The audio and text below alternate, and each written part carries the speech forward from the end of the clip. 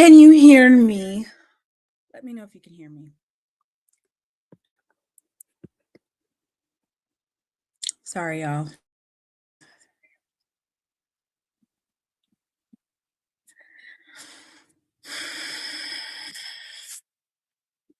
Now, y'all know Lionel only lurks on my channel. He doesn't actually come in. There's not an echo, is there? Because I'm getting like blowback over here, over this way.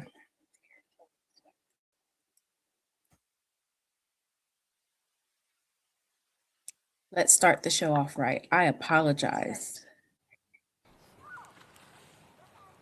Hello, welcome back to Lessons with Kobe. Today, we will be learning the term belt to ass in sign language. First, we're going to break it down. Stay with me. Belt to ass. One more time. Belt to ass. Together now. Belt to ass. And that concludes my lesson. See you next season.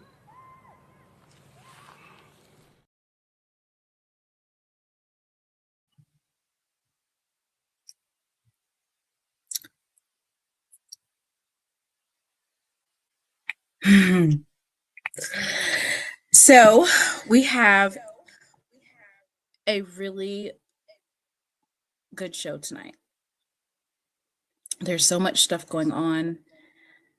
Let me see. We could start off with this. Hopefully Mr. Ford comes on early tonight, Mr. Ford. You'll have to apologize for my son. He has a cough. I gave him some cough medicine. So tonight on the docket, we have, of course, Celebration Bowl recap. We've already done most of everything. There's a couple of things that probably need to be said. Then we are going to talk about all these coaches that are in the transfer portal.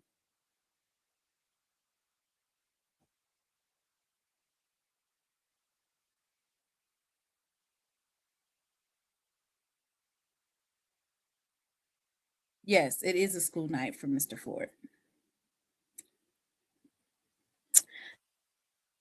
This is the problem that I always have with HBCUs and letting go coaches and starting the coaching search, and that is they always start right in the middle of mass recruitment. So like there's only one window this year, it's going to mess up everything. You have to hire a coach, the coach has to hire their staff, and then their staff has to start recruiting.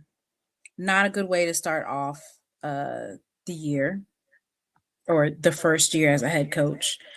So the current openings are FAMU, which I'm told that it's not allegedly, they've already got their coach. Oh, thank you, Jesus. They've already got their coach. They just need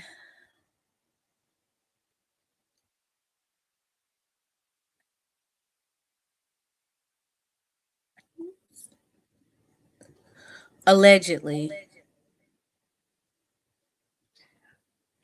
They already have their coach. I did drop the link, Mr. Ford. They already have their coach. They just have to wait on, like,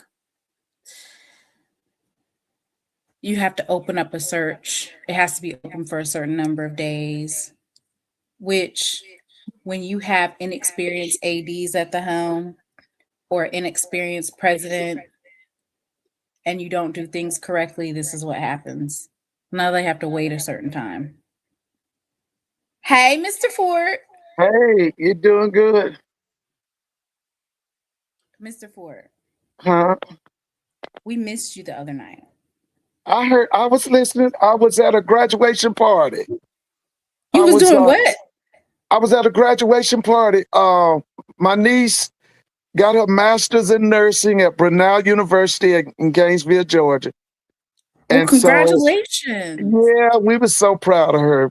And listen, I had 3 of my relatives from Tennessee State was there. You know, I had to interview them. Even my little niece, you know, I had to ask them about Tennessee State. I got to tell you what all they said. Okay, it was people there from Texas Southern, of course, the AU Center schools, you know, Morehouse folk and Clark and all them was there. But, you know, the SWAC folk, I talked to them and asked them how they feeling about everything. So you didn't even go to the Celebration Bowl? No, my friend, the guy that I used to go to the Celebration Bowl with, his aunt passed. And they had her funeral at 11 o'clock Saturday morning. So he told me during the week, so I said, I'd just watch it on television. And that was enough for me. Listen, there was so much football in that game. I didn't even want to see no more football. I was just footballed out after that game. I was just, man. Ooh, even my wife said that was a game. Ooh, Oh my God. yes. Mr. Ford, I cannot believe. So you were one of the Celebration Bowl attendees that usually go, and you Yeah, didn't go. I didn't go. No, I didn't go. I watched it on television. I watched Jay and Tiffany, and I thought the game was just a classic. I enjoyed the game so much because usually, you know, I watch Army Navy on that day. I try to watch, I always try to see how far we behind when it comes to that FCS playoff. You know, I'm trying to watch them teams to see what they got on us and that kind of stuff. I didn't watch another game after that Prairie View, South Carolina State game. I didn't watch another game. I listened to you and Zoe. You know, I knew you was in heaven. Zoe was on there running his mouth. So I said no. Then I heard You said you knew I was in oh, heaven. you was in heaven. You had Zoe hollering and going on. And I heard Wait you a wrong. minute. Why was I in Oh heaven, yeah, you Mr. love Ford? all that now. You know Wait, why was I you was in? you was in hog heaven. Zoe going off and hollering and going on. Yeah, I knew you was in Why was hog I in heaven. hog? Why was I in Yeah, because hog he heaven, likes Mr. that. Anyway, Why was so I in I hog was heaven? listening. I was listen. The DJ had me down there. They had a DJ that played all our songs, even though my niece is what is she? 28. I think she's 28. 20. But the DJ, he was playing, you know, music from my era. He was playing music from the 70s and 80s, you know, and so I was, man, I was just, I love the DJ. Man, the Okay, but DJ why was, was I in hog oh, heaven, you was Mr. in Ford? hog heaven. Oh, you know, that's another reason why I didn't even call in. And I You heard you wasn't in wrong. hog Uh, heaven? yeah, you was in hog heaven. You wasn't in hog heaven, Chennis Berry? Yeah, child. Listen.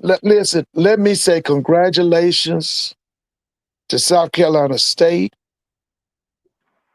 MEAC champions, HBCU champions, one of the top programs in FCS. And the reason I'm so happy for South Carolina State, see, you have to understand, my sister worked at Coastal Carolina for 6 years. She worked at Coastal Carolina. And she used to tell me the different things that the South Carolina state government was doing to South Carolina State University. It was ridiculous. And that's another reason why I'm so happy that they won. They deserve it. Because Right. you probably don't remember this, but Miss Nikki Haley had proposed that they close South Carolina State down. That Mm, had been 10 years ago. mm. Yes, she did. So I'm just so happy for them. But at the same time, I want to say congratulations to Prairie View. You did what you said you were going to do. What was that, Mr. Ford? They said they was going to come to Atlanta. They said that. Atlanta? Yes, they did. He said that was it last January? When did they hire him? When it in January? January. He said he was coming to Atlanta, and he did it. He did it. And I'm gonna say this now. Y'all probably gonna be mad with me about this, but Oh let me say Lord, here this: he go. Here he go. as long as that man, Tremaine Jackson, is at Prairie View, they're going to be a perennial winner. They're going to be a perennial team. Well, he ain't going to be there long. Yeah, you know what? That's what they better hope. Because as long as he at Prairie View, and let me say this too, and I've been telling you this, and y'all going to see it. Now, a lot of y'all think because they got that window, the window open up, I think January 2nd to what? January 12th or January 16th? What is that? What's that thing? Yeah, you're talking about the transfer portal? Yeah, what's the dates on that? In the January 2nd to what? Is it January 12th? January 2nd through the 16th. Through the 16th. Let me tell you this here. Because of the fact that we got that one window, we getting ready to have, write this down, we gonna have at least 6 super teams in the SWAC. 6 Jackson, super teams? we gonna have 6 super teams. Listen, Jackson gonna be a super team. Jackson gonna be better than what they were this year. They're gonna be better. Alabama State is gonna be better. Alabama A&M is gonna be better. Southern is gonna be a whole lot better. You just wait. Southern's gonna be better. Grambling's gonna be better. Prairie View is gonna be better. Now, the team that I'm just waiting to see if they're gonna go up or they're gonna go down for me is Alcorn. If they do it right, Alcorn can be much better. Now, here's the thing about FAMU, and let me say this. Let me say this about FAMU. And I got my eye on FAMU. I'm so happy that Quinn Gray is the candidate, and I believe in the next 4 or 5 days they'll name him. I hear it's before the board now, and it's the board's got to do their thing. But let me tell you this: Cozy did a lot of damn damage to FAMU. And they got he damaged that program. In the 2 years he was over that program, he damaged that program. He damaged? Why are you putting that on that man? Yes, listen, he damaged that program. The same board Yes, he did. The same board that the application or whatever is in front of today or this week, the same board, that's who damaged the program. No. Let me tell you something. Wait a minute. You got to put the blame where the blame goes. No. Yeah, and you might listen. Let me say this. Okay. Yeah, some of the blame does go to the administration and to the people in the suits. But let me tell you this. Be fair. Let me tell you this. What he did, several things. Number one, he damaged their recruiting. See, Quinn and them got to get in there. They got to convince people in Florida that FAMU is back to being FAMU. Because as long as Cozy were there, they weren't FAMU. They were a losing program. That's number one. Number two, Quinn got to win back the student body. I told you back during the season, I don't know if you were listening to me, the student body booed the football team at a pep rally. They got to go back and win back that student body. Listen, when Willie Simmons was there, he had that student body at a fever pitch. The thing was, you got to show up and brag. Okay? They lost that. Now, the other thing, they lost a lot of their alums. They got to go back and win them people back. I'm going to say this again. He damaged that program. Quinn got to come in and he's got to repair the breaches. It's a lot of them. He got to repair them breaches. Now, that's the only reason. That's why. Now, listen. That's the only reason I ain't putting them in that super team thing. Because let me tell you something. I know what TC and them getting ready to do. TC and them finna go get them boys. Now, they're going to be Mississippians, but they're going to get some other boys, too. Listen. Tremaine Jackson, do you know what he getting ready to do? Go to another job? No. Well, we'll see. You might be right. We'll see. But I'm going to tell you right now, we're going to have 6 super teams in the SWAC. I'm talking about they gonna be outstanding teams. Now they gonna be like them teams of the SWAC in the 70s. Like I told you, I've told you this before. We're back to the 80s right now. We ain't in the 70s.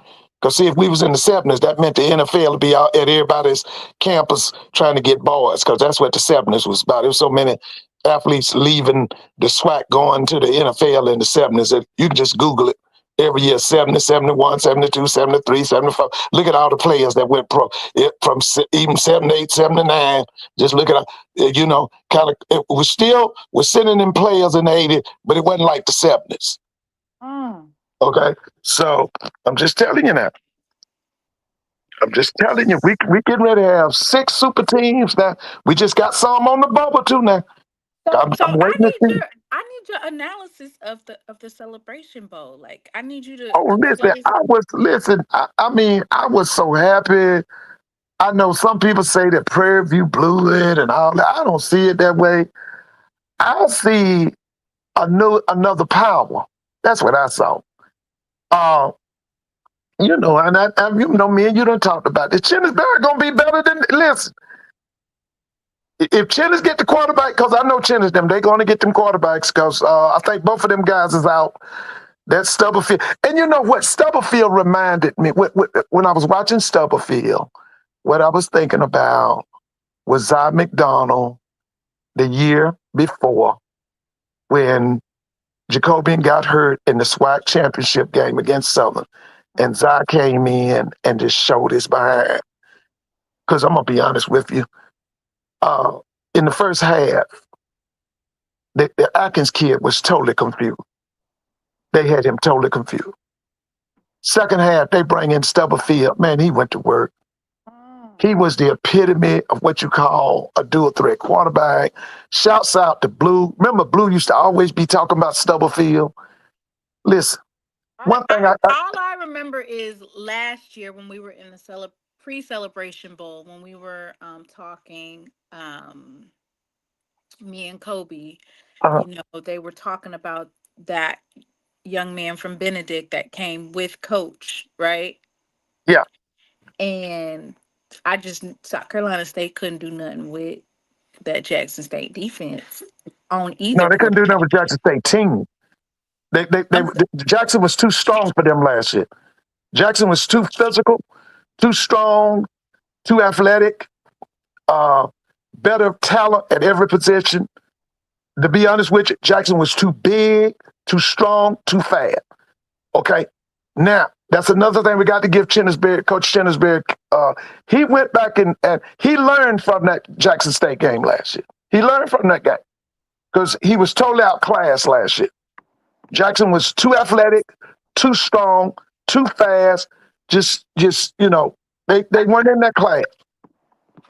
They weren't in Jackson's class in 2024. But he did add to that team. But now I'm seeing somebody. Now, is this true? Now, Andrew Body's in the portal. Is that true? Wait, Mr. Ford. Yes, it's true, but we're not ready for that part. Oh, Lord. I didn't want him. Okay, all right. Wait just a minute, Mr. Ford. You're going too fast. Okay. Yes, he is in the portal, and we're going to talk about that. Okay, all right. We're going to talk about that. But okay. You said that you didn't see it as Prairie View blowing it. They're up 21-0 before the half, and you didn't see them as blowing it. Well, let me say this. Let me just say this. Come on now, Mr. Ford. Let me say this. Prairie View didn't have an answer for Ryan Stubblefield. Now, I'm not saying that they didn't know about him, but I would say that they probably prepared for Atkins. And actually, when Atkins went off the field and Stubblefield came in, South Carolina State got better. Because I'm telling you, Atkins was totally confused. He was tentative. He didn't have the gunslinger mode, which that's what Stubblefield came in with. He came in as a gunslinger. He was throwing it all over the field. He didn't even care. He was throwing it all over the field. So you remember when we was talking last week and we were talking about Prairie View's offense Yeah, and yeah. how it wasn't dynamic because it's literally don't go nowhere first down, don't go nowhere second down, and then he'll make a third and long play. Mr. Ford, they did that exact same thing. Well, now let me say this. I done watched it. Okay, all during Christmas holidays. Friday's my last day. I'm probably gonna watch that game at least 2 more times during the holidays, maybe more. Now, the first half, to be honest with you, Prairie View's offensive coordinator was the OC of the year. The first half, he totally dominated the game. Mr. Ford, he called the same plays as he did at the SWAC No, championship. no, no, no. Let me tell you what happened in the second half. And Okay. shouts out to that guy, because I don't even know his name. I got to look up his name. The defensive coordinator at South Carolina South State Carolina State. made major adjustments and earned his money. Because, baby, he came out of that he was trying to run like a 3-4, or maybe like that mess that Clifton Bradley and them used to run. And then 3-3-5. he was running something. It wasn't a straight 3-3-5, but he didn't have enough people committed to the line of scrimmage. But the second half, he He changed that. packed it. Yeah, Okay, so Mr. yeah. Ford, I said the same exact thing on the SWAC Saturday. I said, "Why y'all didn't pack the box?" And And "You said no. Prairie View's offense, da da da da, is dynamic. No, it's not dynamic. but They was winning their matchups too, but though. let me just say this. It might not be dynamic, but it's But it works, listen, it's well orchestrated and right? it's Until you organized. get up against a team that for them it was, which let's just keep it a buck. Uh-huh. The pass defense on both teams, it just disappeared in the second half. They was airing it out. But that's Well, from that's because packing the box, and then you got all these other folks. They're basically well, on the island. but see, when South Carolina packed the box, that changed the outlook of that game. Because if they hadn't done that, Prairie View was gonna blow them out. And Right. what South Carolina State did was they went 6-7 in the box and told them DBs, man up, man up, And they man up, and they was do your getting job. blown out. I'm gonna pull it up for you, but it Yeah, is ridiculous how many yards were passed in the second half. I was like, well, but damn. listen, you got to remember now when you look at the national statistics, South Carolina State been throwing that ball all year. And then when we talked that time, I told you that the coach told me he was looking at Prairie View after through the SWAC channel after the Alabama State game. That kid Jordan wasn't it Cam Peters? What's the quarterback's name? He threw. I think he broke a record. That's how That's what I'm much saying. yardage was But thrown. remember, one of the games after the Alabama State game, he threw for almost 500 yards in one game. That's Yeah, what they do. yeah. Now, listen, let me say this. One thing I've been rumping and raving about is we got to have infrastructure. We got to have ADs. We got to have head coaches. We got to have outstanding staff. Let me tell you something. We had all of that Saturday. That's one of the reasons I was happy. Listen. Now It was the game. I mean, if we're talking about the only game that could even come close is Jackson State versus North Carolina Central. Well, I still think that the Jackson State Alabama State game to me was the best game of the year. Okay. I was talking about like the Celebration Bowl Oh, games. celebration! Oh yeah, yeah. It's one Like of the best. It's that one of the best. game Yeah. is probably the second closest in terms of like having you on the edge of your seat, like, Yes. Right. you Right. Right. know. Right. Yeah. Because I told you the story. My mother-in-law was in the hospital during Jackson State's homecoming. Okay. We were all in my mother-in-law's room. Okay. My wife and her sister and them, they're into no football. They are about bands. You know, it's they want to see the boom. They want to see the band. Alabama State's band. Listen, they were into the game. Now, like you said, I knew it was a classic because they was into it. Because usually they want to see the halftime, and that's it for them. Mr. Ford, Hmm. uh, Ryan Stubblefield had 234 yards. Passing. Yes, Cameron Peters had 412 yards. Listen, and Ryan did 200 something yards in the second half, right? He Yeah. did that in two Yeah. quarters. In Yeah. two quarters. That's 40, awesome. 40 points in the second half. Yeah, That's crazy. yeah. Mr. But Ford. but I want to say this again. Listen, you think that game that was exciting? We're gonna see better games than that next year. Mm. Because I'm telling you, right now, I'm waiting on what you just read. I'm waiting on that transfer. I'm waiting on that portal signing. January 2nd, you said to January 16th or January 12th? January 2nd through January 16th. Okay, I can't Mr. wait to that. Ford, And don't forget February, the first Wednesday in February, signing day. I'm waiting on that. you didn't. oh, Miss Whitley's here. Hey, Miss Whitley. Listen, Miss Whitley, isn't it a chance that Ohio State could play Georgia? Buckeyes versus the Bulldogs. Couldn't that be a reality? Somebody look up the the brackets, the college play. Couldn't Georgia and Ohio State meet up? Or am I wrong on that? Somebody tell me. Okay, what about Miss Dr. Kanisha? Your coach left and went to Auburn. I can't wait to talk about that.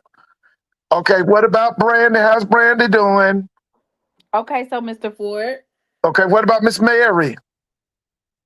Miss Mary, 305. Hey, Miss Mary's FAMU. And Yep. Miss Mary, I know you happy. I know you happy because I'm happy for FAMU. And I'm going to say this again. In them 2 years that Cozy was head coach at Florida A&M, he damaged that program.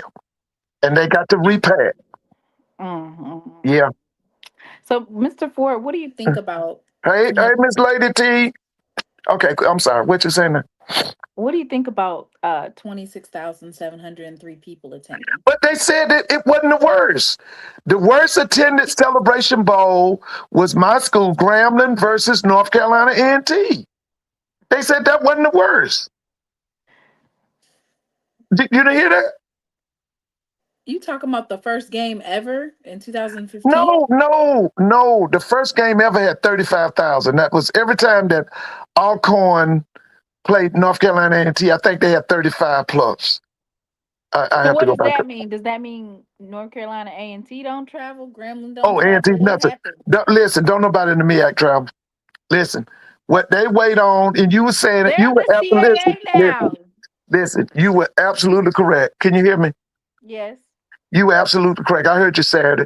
Okay, and you're absolutely right.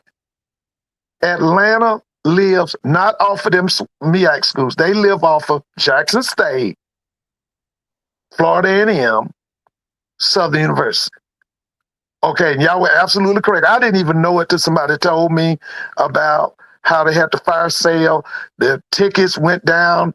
Last year my ticket was like $60 for the Celebration Bowl. They were selling tickets at $40. $60 was my price for my ticket. They were selling tickets for $40. And we heard that last year in 2024, average room was something like $180 to $200. You could get a room downtown for like $80 and $90. It was a fire sale because they know if Jackson State, Southern, FAMU don't come to town, they ain't gonna make no. That's why they had the fire sale. They already know that. Them white folks know that.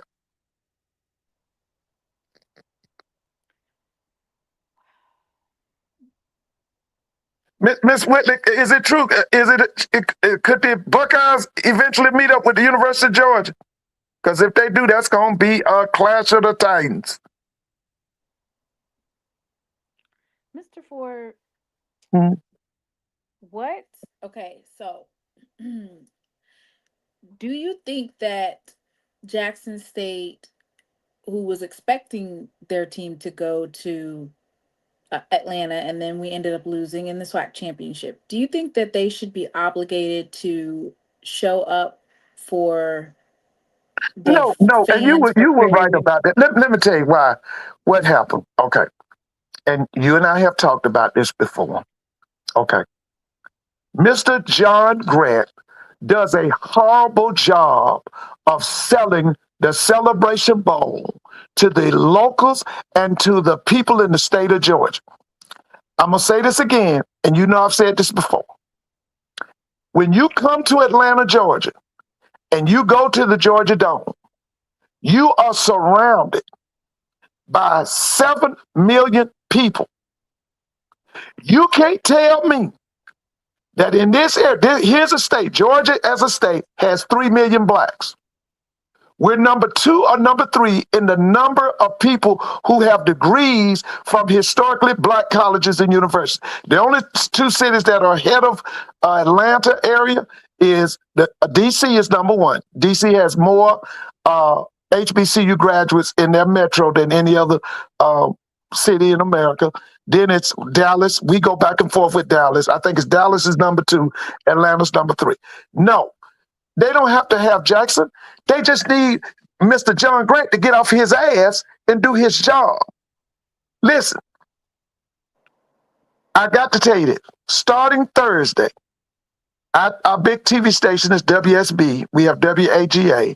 We have Channel 9. We have Channel 46. From Thursday to Saturday, all of them did at least a 30-second slot dedicated to the Celebration Bowl. Okay. He didn't put anything on the radio stations.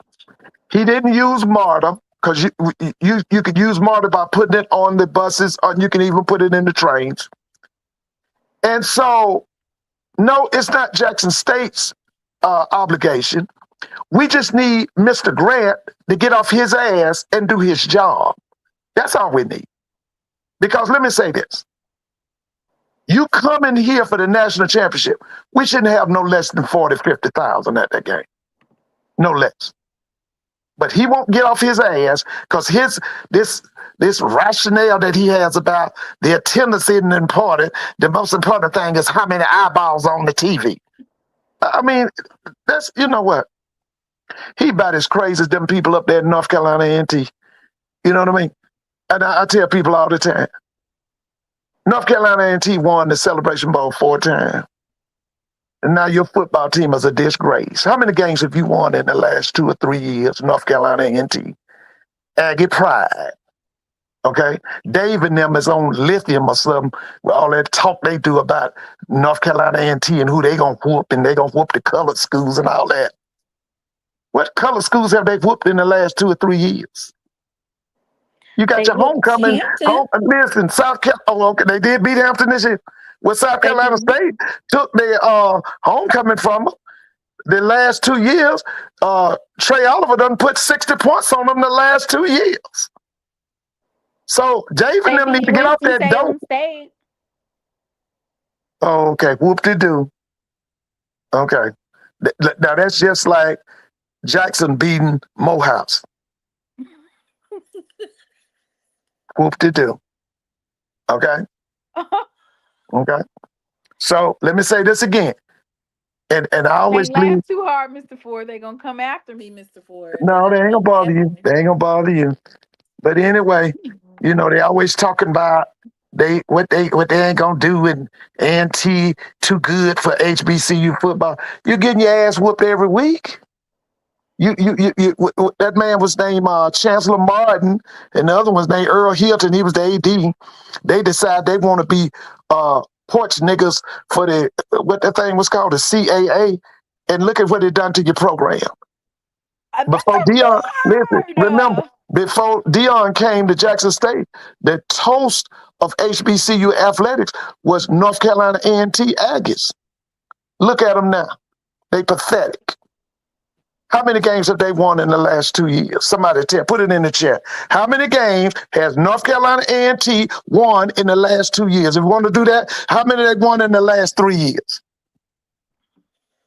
But they so much better than everybody else, and they ain't never coming back to the MEAC. And Dave with that mess he be saying, I told you, Dave and them on lithium, or fentanyl or something.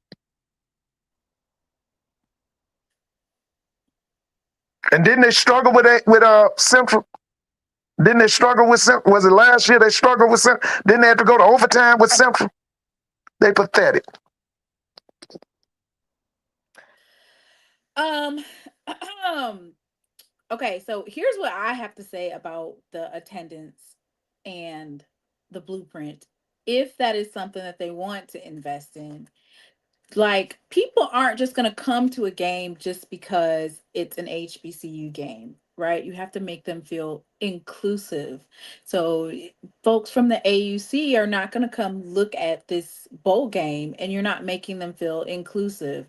So the thing that they did with Grambling versus Jackson State in Las Vegas, Mm-hmm. well, number one, it was Vegas, so Black folks wanted to go anyway. Yeah. But there were so many Black folks who didn't even attend HBCUs that was like, oh man, we got to come to this game. We got to come to this game. Oh yeah. And what they did, which there isn't an HBCU on the West Coast, what they did was they really heavily invested in the Divine Nine. Right. Mm-hmm. They had like a step show Mm-hmm. before the game even started. They also gave the Divine Nine the ability to do a tour of the uh stadium before Yeah. the game. They had Mm-hmm. access to go walk through the stadium. That was something that they were able to do, and they got to And take don't forget that pictures. pep rally. I saw a pep rally Oh my on. gosh, that pep rally was Yeah, so that pep rally good. was awesome. Oh, it was so good. Yeah, it was. So, like, taking a and you know what? A lot of times people get the feeling like, well, but that would make you feel inclusive. Like, people are saying like a HBCU homecoming, kind of like CIAA when it was in Charlotte. It Yeah. was like all Oh yeah. types of parties, all types Yes, of it things was. to I go loved it. to. Yes. Which they still do it in Philly, but I'm just speaking from experience of being in that climate. Um, Right. Mm-hmm. so I think that, of course, like, being inclusive of the HBCU community that's there, um, is something that they could do. They did say that the timing is really bad for the band of the year competition because it's Friday at 6 with Atlanta traffic. They were saying like a Sunday would be better, right? A Sunday for what now? The band of the year Oh, okay, okay. on a I Sunday. did watch it. I watched it. I watched it as well. Yeah, I watched. Mhm. And also just, um but not just saying, hey, you should come because it's the HBCU Black National Championship, that's why you should come. No, it has to be, you have to make them feel like, they're included in it. And I'm telling you, like, yes, it was Grambling versus Jackson State. When I tell you, there was representation from uh North Carolina Central was there, Valley was there, a Mhm. Southern was there. Like, everybody actually was in Vegas, Right. Hmm. from all HBCUs. Oh yeah. Like, Hmm. um I think that is something, and then, it just, they were talking about the vendors were blocked instead of being like right in front of the um stadium this year. They were at the GWCC or something like that. Like, they were Now, a block away. now what's the GWCC? I don't know, Mr. Ford. Okay. Okay. Something in Atlanta. Oh, to Georgia World Congress Center. Yeah. Okay. Yeah. Okay. That's where the vendors were. So, Right. they're gonna be mad. And so the thing that you don't want to happen is for like vendors to have a really bad experience Hmm. and then not come back the next year. Right. Or folks Hmm. to feel like, I'm only gonna go if certain schools are there. But I think that marketed correctly to the community, especially some of these young men, these football programs, you can market it to them. even if you did a walkthrough for them, or give them the opportunity to walk through, just doing different things like that. And it's not like Well, it can't be done, because I I think we saw it got. done at Allegiant Stadium. I think we would be remiss not to go ahead on and give Mr. John Grant an F for marketing. He and his staff, they're doing a very horrible job of marketing, once again, to the locals and to the state of Georgia. I'm going to say it again.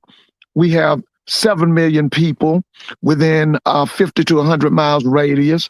No, actually a 50-mile radius from where the Georgia Dome is to the metro area. We got 7 million people. In the state of Georgia, we got 3 million blacks. And you're going to tell me we can't get 50,000 people for the Celebration Bowl? Yes, we can. It's just that Mr. John Grant is doing a horrible job of selling the game to the locals. And they get I an F think for they marketing. had the projection that Jackson State was going to repeat, honestly. Well, everybody had that, but people get hurt. Okay? People get hurt. That's still not a reason why we shouldn't have 40, 50,000 people in there. Okay? Yes, but yeah, that's true. Yeah, things happen. Things happen. Things do happen, Mr. Things Ford. You happen. are That's right. absolutely right. Things All right. happen. Did you see all these head coach vacancies? Yeah. What's going on in Clark Atlanta, Mr. Ford? Okay, did Teddy Keaton, what happened? What? You ain't heard the news? No. They let him. They mutually parted ways. No. Mr. Ford. Listen, we don't want nothing, and Morehouse don't want nothing either. Let me. We don't want nothing. They don't want nothing either. Let me. Okay, read it. What? Because he was a great. I loved him. He was a good coach. I liked his staff, everything. Let me read it to you. They don't want nothing. Oh my goodness! I can't believe you didn't hear it. Let me read the press release from Clark Atlanta. Now I heard about the All-Pro receiver over at Morehouse being let go, Terrence Mathis. Now I did hear that, but I didn't know about Teddy Keaton. They didn't want to hire Hugh Jackson. They said he wasn't good enough. Well, they got to win over there at Georgia State, or they're gonna be let go because they didn't do nothing this year. You know, Georgia State didn't do nothing. Oh Lord! He's over at Georgia State with Dale McGee. Oh, they not doing nothing either? No, they ain't did. I think they won 2 or 3 games. Somebody is anybody on here from Georgia State? How many games y'all won? Wasn't it 2 or 3? So they better win next year, because they probably gonna let them go. They probably giving Dale about $1 million. Dale getting $1 million salary in at Georgia State, because Georgia State got 53,000 students. He getting $1 million salary. So this is via the Football Scoop. Sources tell Football Scoop head coach Teddy Keaton will not return in 2024. Keaton's first season, Clark Atlanta won 7 games. This season they finished 3-7. And I want to say the finishing 3-7 is definitely due to like injuries. Yeah, it was. So I didn't know you didn't know that. No, I didn't know it. But I do know Clark and how they operate. The allegedly, y'all type allegedly in the chat, with FAMU, there's a holdup on the hiring of Quinn Gray because of some like administrative stuff. Okay. But I will say this, Mr. Ford. Because Coach Colsey was let go last Monday on his birthday. Coach Quinn, as of the prior Saturday, that was his last game. Right. This happens when you don't have stable ADs and stable administrative leadership in terms of not knowing like the policies and procedures. It's kind of like you guys knew you was going to get rid of Colsey probably when he lost to Jackson State, right? So if you would have done like Southern, you could have had him already at the helm. Now you got to go through all this work. Or you could have just, I guess maybe they didn't want to pay out something to him is the reason why they didn't just go ahead and let him go prior to the Valley game. But it would have been immediately announced after Valley, right? So that you could post for the new coach because it has to Right. be out for a certain amount of time. Mm-hmm. And then you didn't have to say anything. All you could have said is, FAMU is parting ways with Coach Cozy. We thank him for his time. And that could have just been sitting open because you already knew who you had your eyes on, but you needed it to be open for a certain amount of time. This happens a lot in HBCU athletics, and that is the ADs are dropping the ball on Well, letting go of a coach, yeah, Mr. opening up Malone, that time frame. let me say this. Let me say this. I was so disappointed when I either read or somebody told me that Tremaine Jackson had applied for the FAMU job twice. And you had a chance to get Tremaine Jackson in Tallahassee after Willie Simmons leaves and goes to Duke. You could have got him. That was Okay, so but disappointing for me. you also need context for this. Yeah, So with that whole job search, what took place is they had a committee. Do you remember? It was like 20 people. It yeah, was yeah. I do the remember. usher Yeah, board. The usher board was represented. yeah. The the SGA was represented. The pastor, the janitor.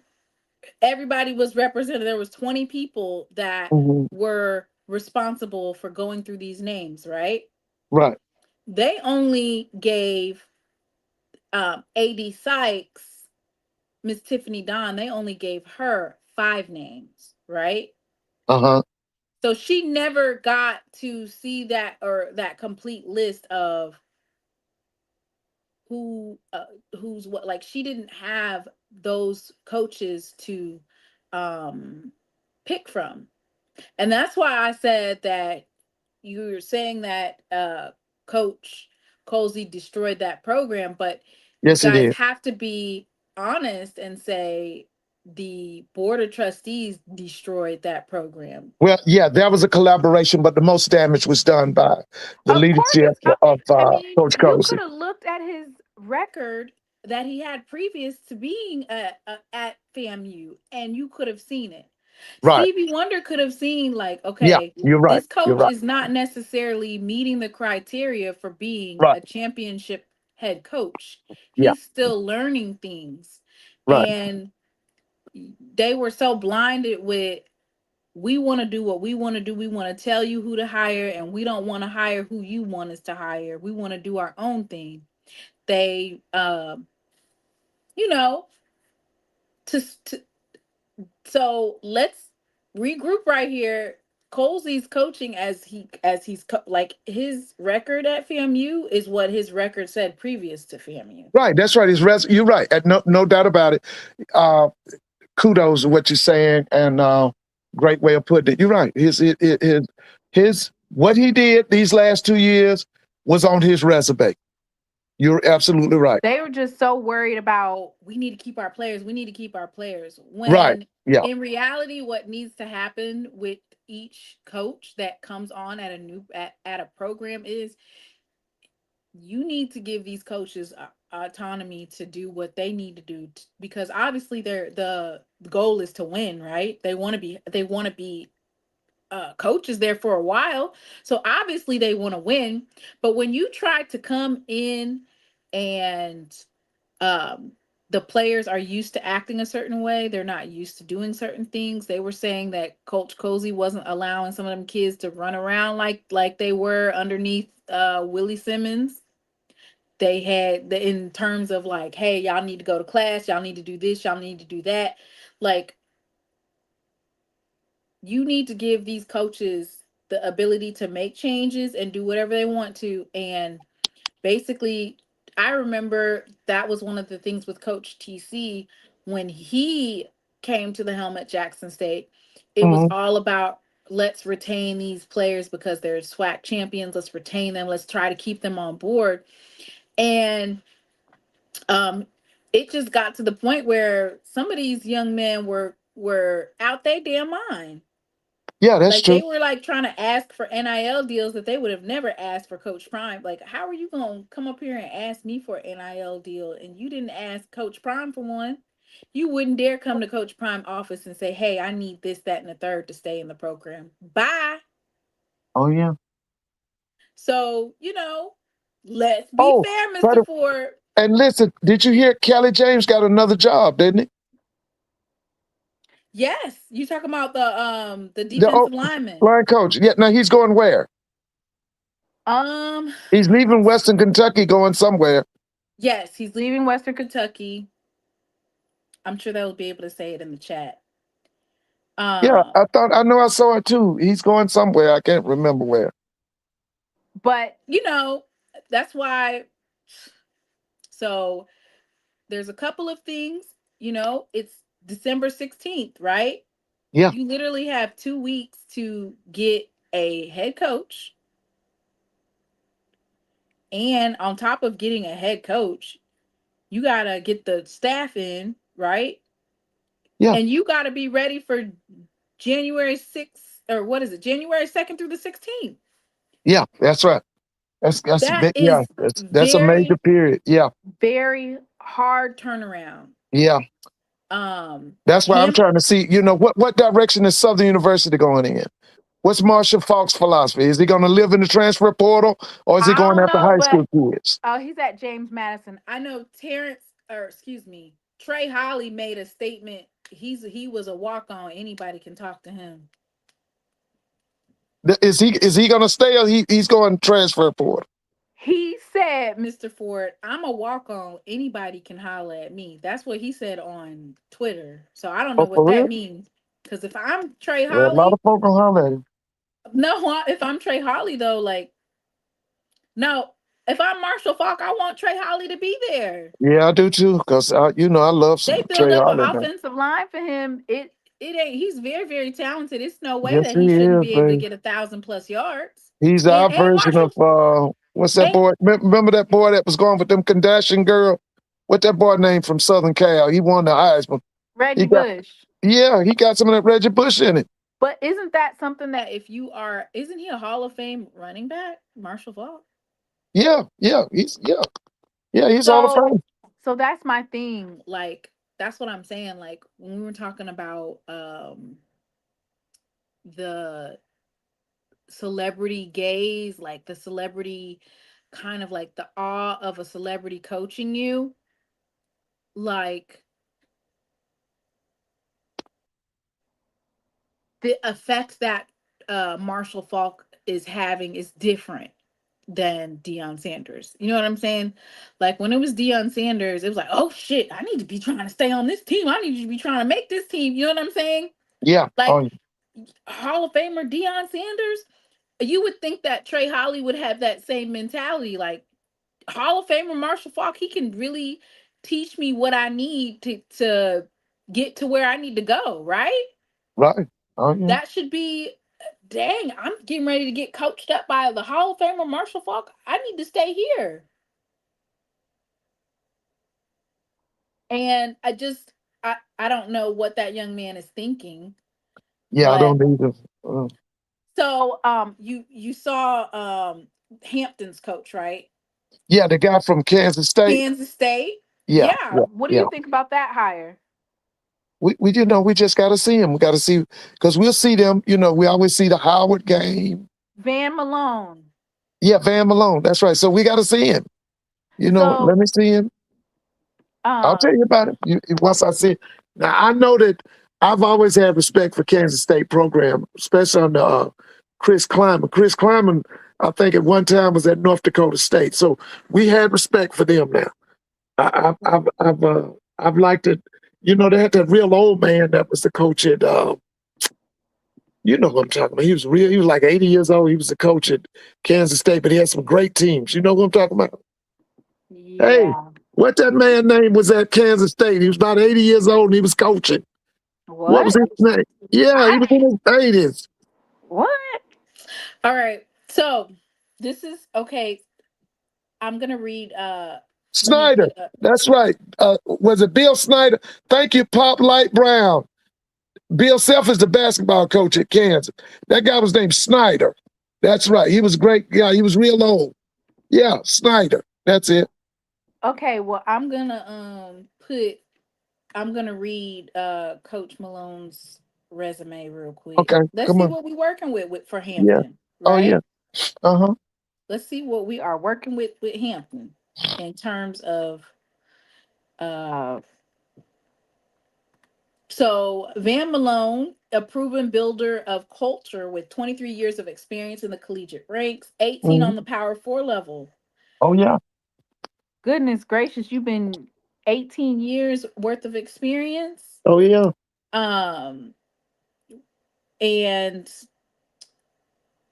the Hampton president Daryl K. Williams said, Coach Van Malone embodies the values that define Hampton University: respect, integrity, and standard Mhm. of excellence. He's a proven winner and phenomenal football coach.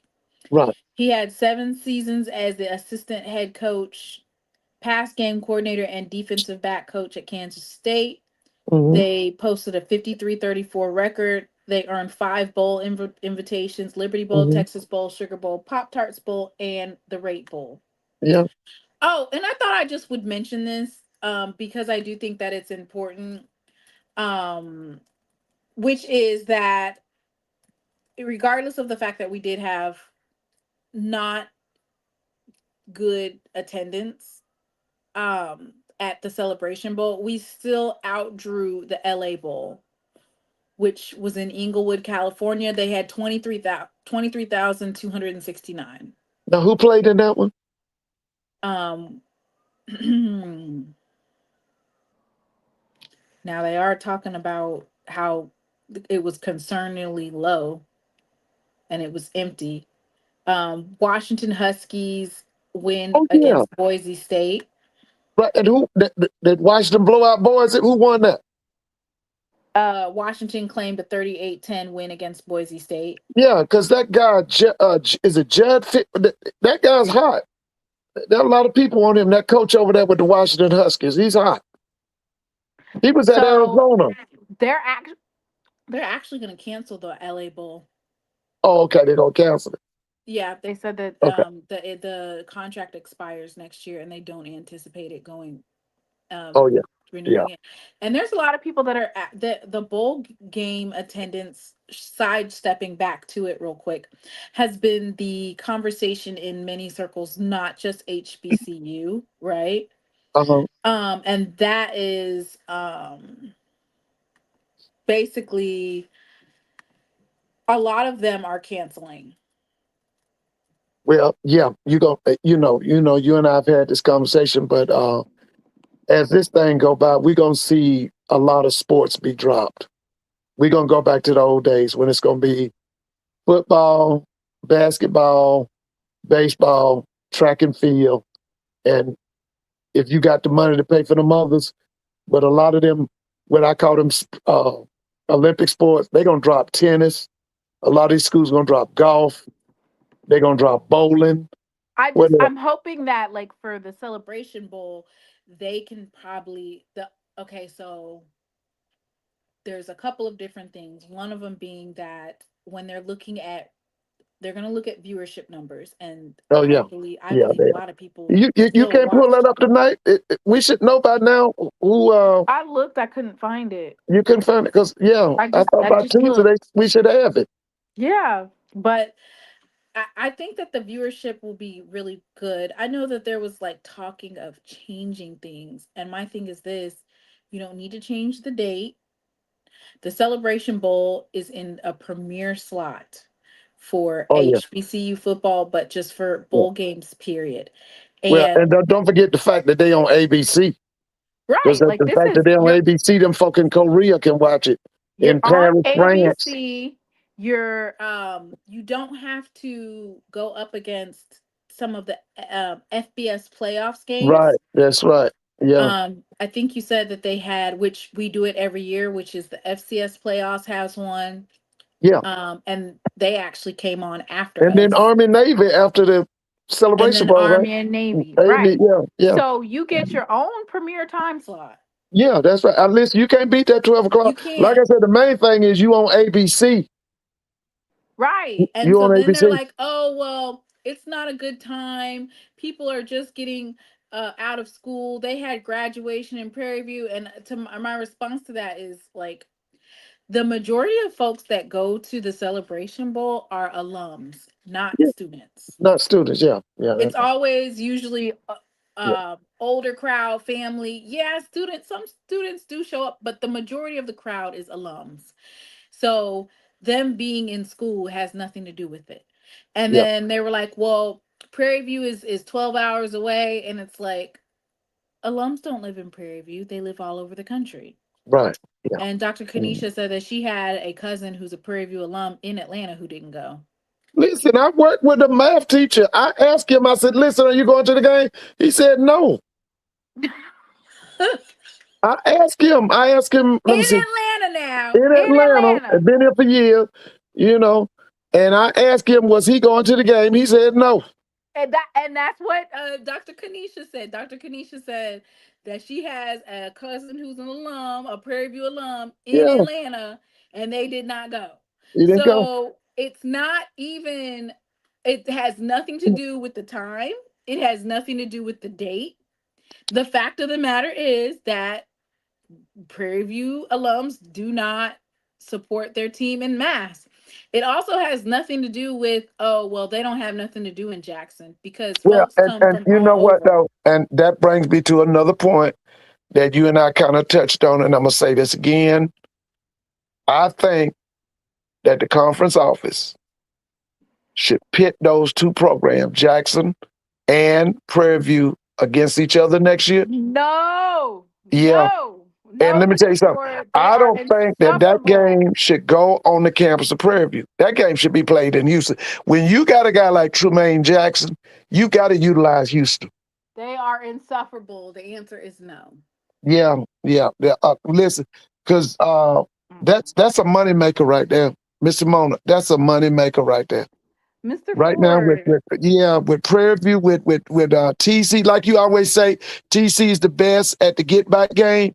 You know, TC is ready for him. He want him. But I my thing I do is, not. Okay, so uh, here's the thing, Mr. Ford. mm, No.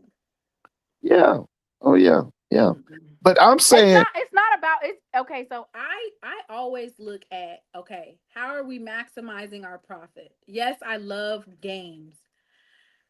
The people will not show up, even if it's in Houston. Do you know who's gonna show out? Jackson State. I'm telling you.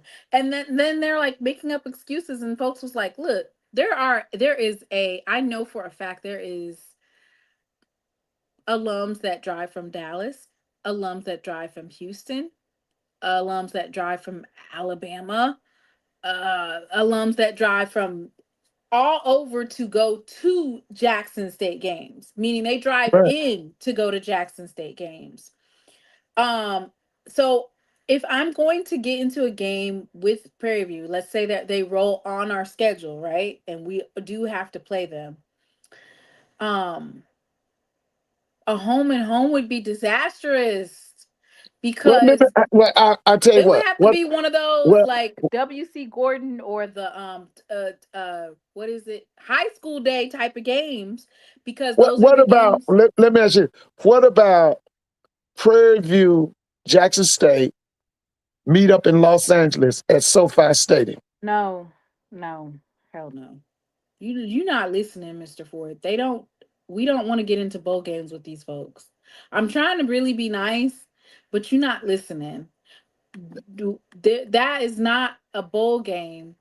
Bayless, can you tag me in it? I can't. I'm on my phone with I'm can you tag me in it? And it's not I'm not saying it like we're so much better than them or like we're ducking and dodging them.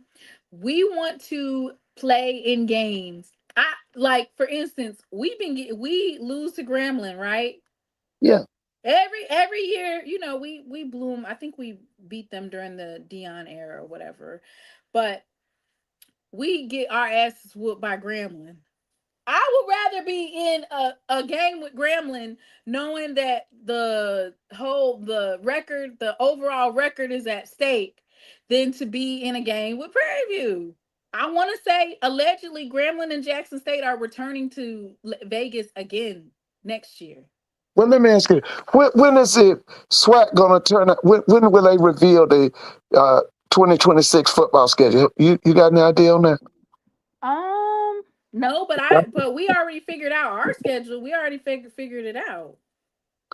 I can't wait to see it. We already figured out who it was that we're playing, because So, based off I of the know fact that Southern's coming to you. Southern's coming to you. Southern's coming to us. We're You going got to to go to Alcorn. Alcorn.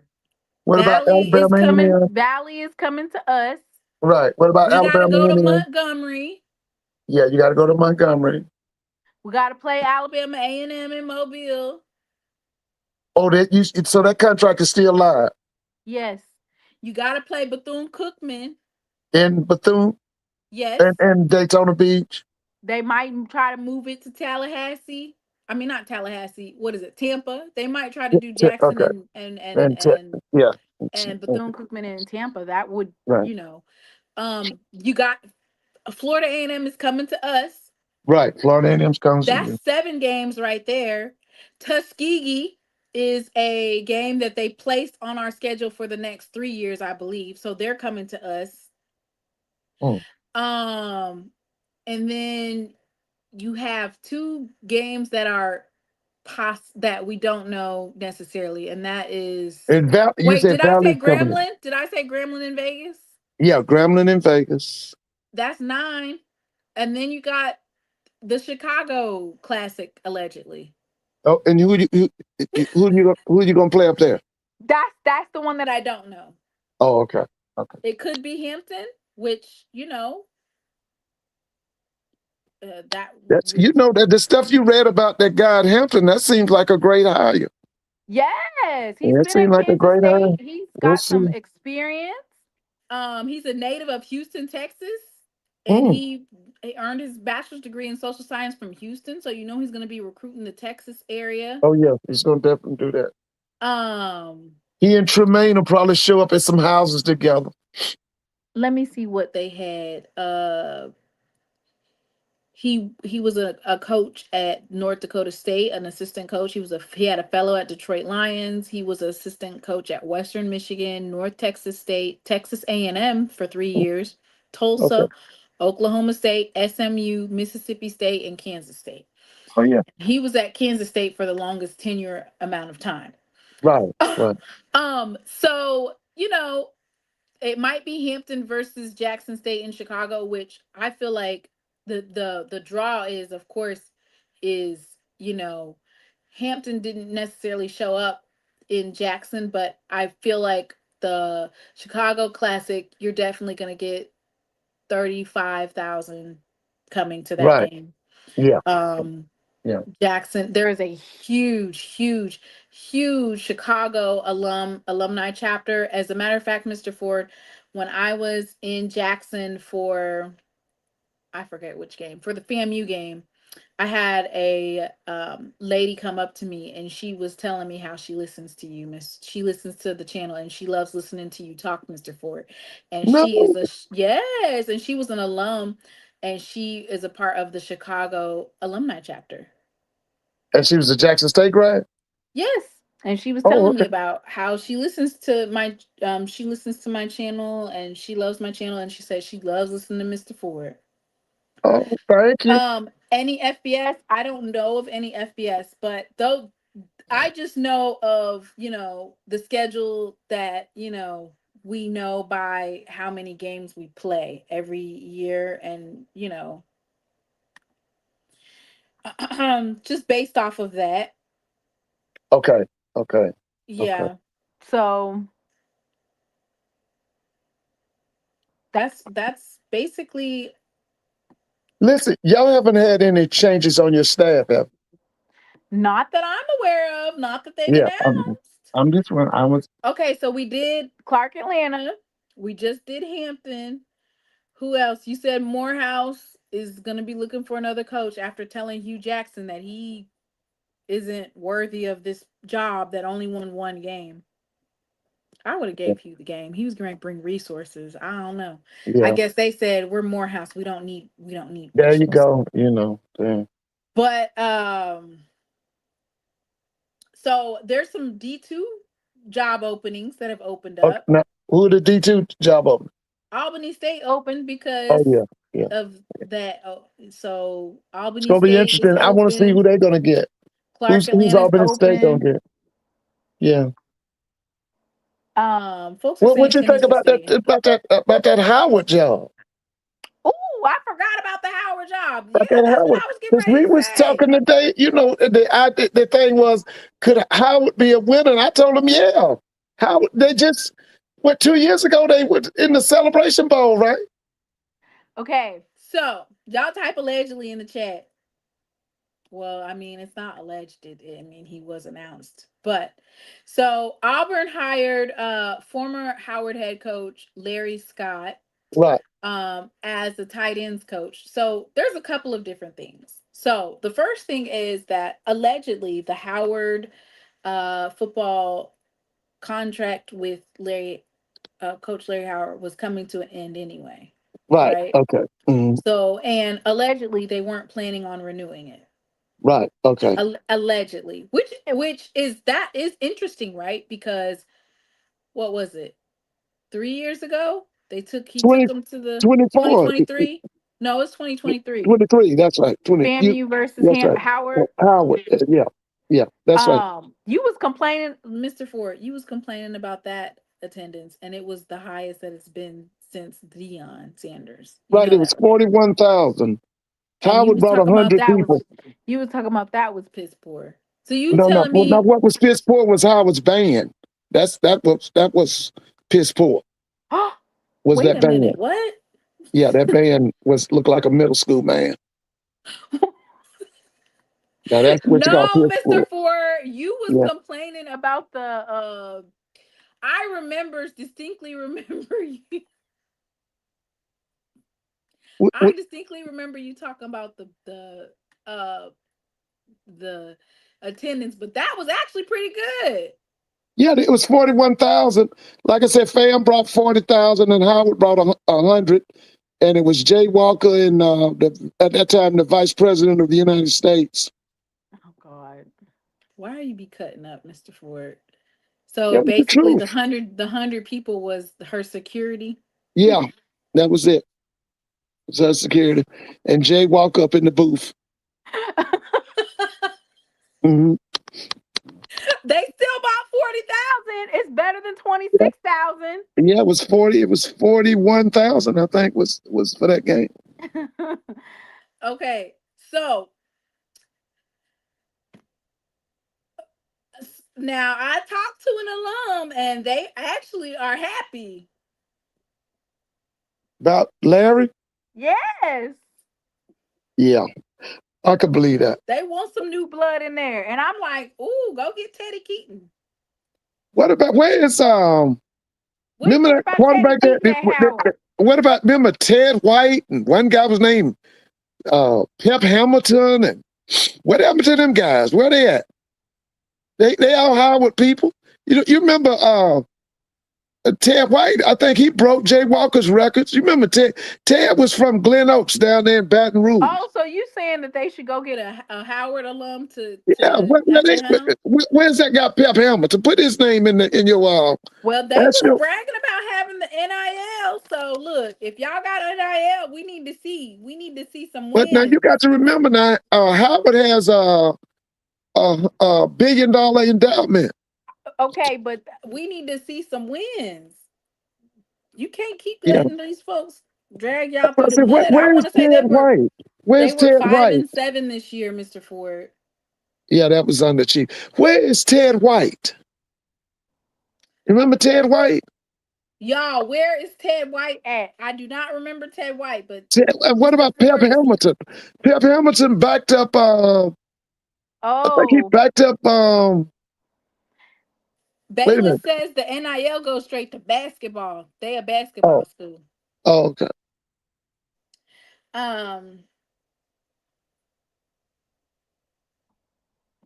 So, Mr. Ford, Uh-huh. what do you think about that Howard job? Like, What about do that you? guy at Johnson C. Smith? You know what I'm talking about? His name is Oh, Maurice Flowers. Flowers. Maurice Yeah, what you think Flowers. about him? I just want to know, why are y'all gutting D2 programs like that? Y'all are No, doing. it's a step up. It's a progression. I know, Remember, but y'all are Pete gutting Richardson. D. Listen, Pete Richardson left Winston Salem and went to Southern. And by the way, I'm just wondering what kind of relationship is Marshall Falk gonna have with Pete Richardson? I think that's going to be key because what he's trying I to think do that Marshall Falk is going to have a great relationship, as he with had some of the greats at his press conference. I think he's going to have a great relationship with the donors, with the alums, with the heavy hitters in Southern. I yeah, think he's going to have a great relationship as long as he wins, right? go Jags, baby, go Jags. Uh-oh, Mr. Ford. All the hate from Southern is come to an end. No, I want to see They need an Southern win offensive again. coordinator. What do they need, Mr. Ford? But that's what we're gonna see. You know, that's what we're waiting to see. Whitley is so messy. What Miss Whitney said? I can't read that. What'd she say? I'm not reading it out loud, Mr. Ford. Wait a minute, let me go over there. Let me see. Okay, Miss Whitley says, what about Roman Banks? Incompetent, incompetent, incompetent when it comes to football. Incompetent. That's why I say one of the guys, if I was Oh, Ted White is at the Maryland Terps. Thank you, oh Mr. okay, so Johnson. that's right, because they didn't fire that guy's name is Mike Hockley or something. They didn't fire him. Because you know they had talked about firing him. You remember that? Remember they was gonna Yeah. fire the coach at Maryland. Yeah. But then they rescinded it. They said they weren't gonna do it. Okay, so he's over at Maryland. Okay. Well, listen, what about the guy Flowers at he's at Johnson C. Smith. I like you know what? I'll never tell a coach not to want to elevate, right? Yeah, that's right. I do love what Maurice Flowers did to Yeah, Maurice reinvigorate Flowers, that's him. Johnson C. Smith. Like, they've been a losing program for a very long time, and to see him just revitalize that program speaks volumes of his coaching, Yeah. um especially at the D2 level. I'm interested in seeing um the shift, right? You got some openings. Does Fred McNair go after one of those D2 jobs? Like, what happens? You know what I'm saying? Hey What Fred, about go get Sam that Tuskegee Washington? job. Go get that Tuskegee job. The Tuskegee job's open too? No, hopefully next year. Donovan Johnson said Pep Hamilton is at Maryland Terps also, offensive Oh, for coordinator. real? Oh, okay. I need to So, look that staff up. do you think that they should try to come to Howard and be head coaches? I pick one of them. I know Pep would be awesome. You know, Pep was out at Stanford. He was with the Indianapolis Colts. Pep has done it all. I think Ted has been with on high level. All of them are Howard folks. Them Howard Oh University yeah, folks. Pep Hamilton is an offensive coordinator, quarterbacks coach. Okay. Yeah, you know, Pep trained his Tell, name was tell Luck. us tell us about it, Mr. Ford. Don't you Give us. remember that Luck kid? Luck, he's the general manager of the Stanford Cardinals right now. Remember, he played for the Indianapolis coach. Remember him? His name was Luck. His daddy was named Oliver Luck. They said he's a premier developer of the quarterback position in That's the what I'm PR saying. circles. Listen, Okay. I'd go He after has Andrew Luck. Thank accumulated. you. Hey, Tank, is that Tank Face? That's right, Andrew Luck. You know, Pep trained him.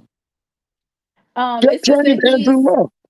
from Charlotte, North Carolina. Okay. Yeah, He graduated from West Charlotte, and he has a bachelor's degree in business from Howard University.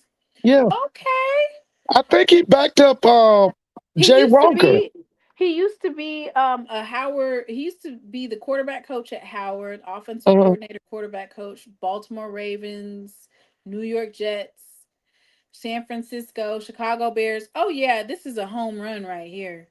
Yeah. Cleveland Browns, Indianapolis Colts, Los Angeles Chargers, DC Defenders, Michigan, Houston Texans. Oh wow. Yeah, I think he was Harbaugh's offensive coordinator, I think. So do you think that that would be something he'd be interested in? Well, just like somebody said, it'll be a massive pay cut. You say he's at Maryland, right? What do you mean a massive pay cut? Do you Howard think probably he's paying about what, 400,000? how He's much do probably you think making he's making at offensive quarter? Like 600,000? or more. Oh, well then he might Because not take it. Maryland lives off that Big Ten money. The Okay, Big Ten, well, they got that money. they got money. That's what they be bragging about. They got the money. Right, Mr. Ford? Which one? Who's that? Howard. Yeah. Now, when Howard's the rich black school, But they'll be expecting him to win and win right away. When you and they ain't gonna help him. They ain't gonna give him nothing. Why But wouldn't that's they not. give him They something ain't to gonna give win? him nothing. They ain't gonna give him nothing. Because they Listen, don't let me really tell you care one. about football? Well, let me tell you one time. The thing I'm so disappointed. Howard had one year, a couple of years, had the best quarterback in Cam Newton's HBCU brother? football. No. This was before him. This guy was named Greg McGee or something. He's from Pittsburgh. He played for this guy. He coached at what they call him, Flea. Flea Harrell was his coach. Flea didn't do nothing for him. Howard didn't do nothing for him. The boy was awesome. His name was Greg McGee. He was supposed to go to Pittsburgh, and whoever the coach was, got fired. And then he ended up in the lap of Howard. And Howard did nothing for him the 4 years he was there. Nothing. Yeah, his name was Greg McGee. I think he's at North Carolina A&T right now as an offense coordinator, but he was a super quarterback. He was he was awesome. Mr. Mona, he should have went in the NFL. I think he might have gone Canadian League. He was awesome. Yeah, they did nothing for him. Okay. So Pep, you said he's out of folks' tax brackets. Okay. Who's that now? You said Pep ain't taking no pay cut. No, So here's the yeah. thing, like, they're gonna give him probably like a 3-year deal, but like you said, they ain't trying to take. They released the salary of Marshall Falk, but I would think that that's probably right in line to what he was already making at Colorado, 400,000, right? You think he was making more than that? Well, the main I thing is know he's calling his Colorado's own expense, shots. right, but Colorado also, Well, he saw the handwriting on the wall because they getting ready to bring Coach Slime's show to an end up there in Colorado. They getting ready wait to end a there. minute. Yes. They getting ready to bring that to an end. They didn't bring in no bowl money.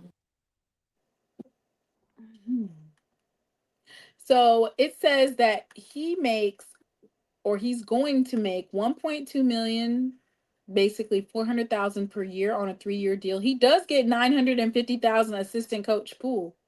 That's a nice little bit of money, ain't it? For coaches, assistant coaches in HBCU. Look at them in the corner. It says, I hope they include a snow bunny clause contract.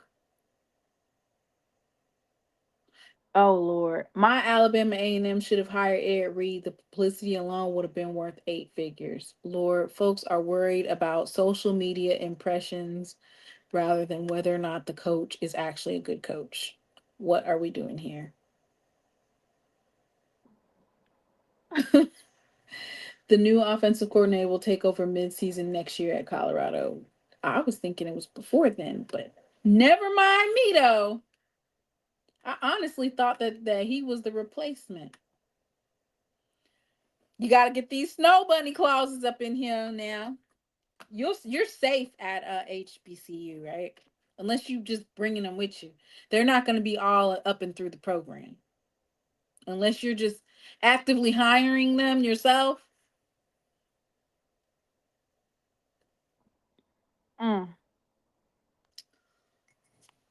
That's the truth. Okay, I'm back, Mr. Monk. No, Mr. Ford, they said that they need to have a snow bunny clause in there. Who is that? Contract in these folks' contracts, so they don't What did you think about the Moore guy? I didn't think of him because I heard the first interview he did, and it was ignorant. And he, they asked him about being the first black coach, and he said he had a white wife, and he didn't see color and all that. So listen, I wasn't shocked Oh God. to see one of them. He didn't think he was black. Yeah, that's what I'm saying. They See, said allegedly, y'all. They said, y'all put allegedly in the chat, that they've known of his activities, and as long as he beats Ohio State, he could have continued. But because he didn't beat Ohio State, they said, get this Negro out of here. There you go. His time is up. If you would have beat Ohio State, you would have Yeah. been straight. We would have let you just keep doing what you're doing. We're still gonna pay you the $5 And million. don't forget, how many games did Deion win this year? Because he ain't gonna do it again no more. How many games did he win? I think he won 3 or 4. Oh, okay. Yeah, he getting ready to go to Where he going? back to Texas to his house. But Colorado is a losing program without Deion. I mean, They were a losing program before he got there. But that's what I'm saying. So why would they be so quick to get rid of him? You gonna lose anyway. At least you're losing with somebody watching. Okay, but they didn't bring him there to lose now. They did. They bought him in there to get away from HBCUs. Well, that's true. Yeah, they did. Yeah, Lord, they did. Okay, so Coach Deion Sanders, regardless of if he's losing, he still is bringing in more money than they were making in football. And I always remember this to the Jackson State people. Deion was a flash in the pan. TC is a better coach. Deion was a habitual liar. TC's a stable person. So guess what? TC's the better person for Jackson. So you don't miss Deion. Thank you.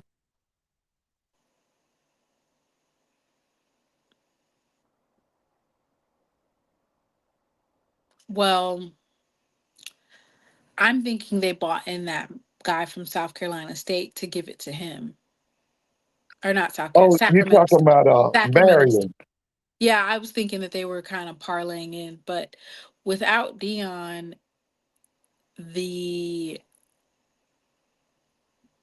win or lose, Deion's selling the tickets. Well, here's the thing. The Big 12 has gotten stronger. They the one that wanted to get out of the pack. Didn't they go through all this mess getting out the pack to do this? Well, all of them got out the Pac-12. I think the Pac-12 got 2 members now. What is it? I mean, they just basically obliterated everything. They were saying it's a media rights deal type of thing. And that's why when you learn about why we're only able to get certain media rights, it's really because the media rights makes up for the debt that they're already in. They're not going to allow programs to make a $50 million profit. All of these programs are running ridiculously in the red, and they need the media rights to stay above water. Now, let me ask you something. When they run Deion out of Colorado, who gets that quarterback? You know, they got a quarterback. They brought him in from Carrollton, Georgia. Well, they call him. Are you saying that he can't recruit an offensive line? Well, he need to get rid of. No, he can't. No. And he's, he. I feel like some of the folks sabotaged him, like the coaches that he hired. But he don't want to deal with high school kids, right? Deion wants everything out the portal. Right. He don't want to recruit no high school kid.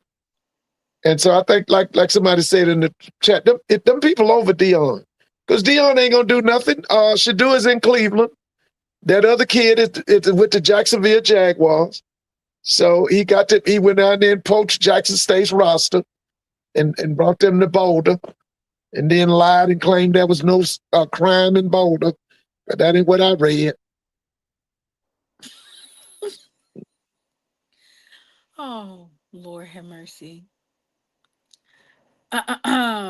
So, prayers up to Coach Prime, because he is suffering from health issues. So, sometimes you just gotta hang it up. You don't have to coach. Yeah, I feel like that's they true. got him in a 360 deal because if I'm having those type of problems, it ain't no way that I'm gonna be coaching. Mm-mm. Yeah, I think it's about over. About over. Um, Oh, and you did you hear the story they told about Kevin Stefanski? Did you hear that? what story, Mr. Ford?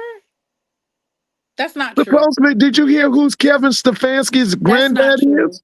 That's not true. About Ted McCarver? That's not true. Oh, okay. You talking about they said that that was his father-in-law, right? And Or that granddad or something. that's the same man that Dion Dion soaked threw in water. threw the water on. Yeah, yeah, that's it. That was bold of Dion to throw But water on he him. was. I remember that he was talking about Dion like a dog. They were I they were mad mean, because Dion was doing something they had never. He was playing in. He was with the NFL Falcons. He was the Atlanta Falcons, and he was in the World Series with the Atlanta Braves. That had never been done before, and they hated that it was him. okay, but like you can't pour water on people just because they're talking about you in a Yeah, bad. yeah, yeah. You can't. You're right. Yeah, I but mean, yeah, I never forget that. the level of people who like talk mess even online, like they'll talk mess and then they'll be like, you can catch me outside or I beat people up. It's like y'all are gang banging over a a a, a football opinion. It never is that serious. And I Didn't y'all think run? that's Didn't y'all why, run? Hey, didn't y'all run Scotty out of Jackson? man, Scotty Didn't y'all, was didn't y'all Scotty was run him out of Jackson or something? Somebody told me that he been cheerleading since Jackson didn't come to the Celebration Bowl. But I know y'all kind of ran him out I of think Jackson I wanna you talking about when they drug him out of Jackson? That was a or long time something. ago. I know he can't. Ain't nobody. These folks are so unserious. I think he was at the SWAC championship this past couple weeks ago. He was there. Yeah, I heard he was there. Yeah, that's somebody told me he was there. So, I mean, it's just you can't control what people say, and you're not going to catch a felony or a charge because you're checking somebody over Twitter words. Like, and you know what? That's why they dogging his son out.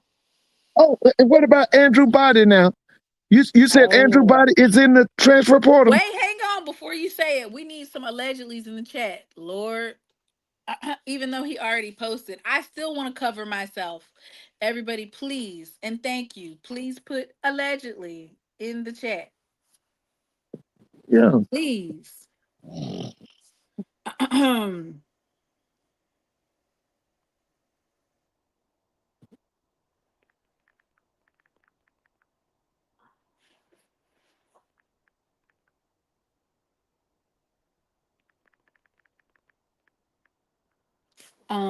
Let me see. Ooh.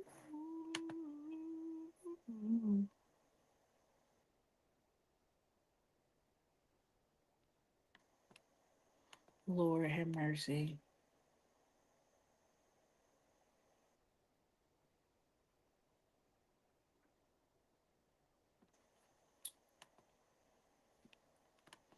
Anyway, let me see if I can find the post of him saying he's gone.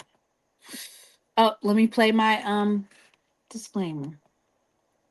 Who knows, Dre? Who knows if it covers me? I'm gonna say it anyway. Made it big time, Willie!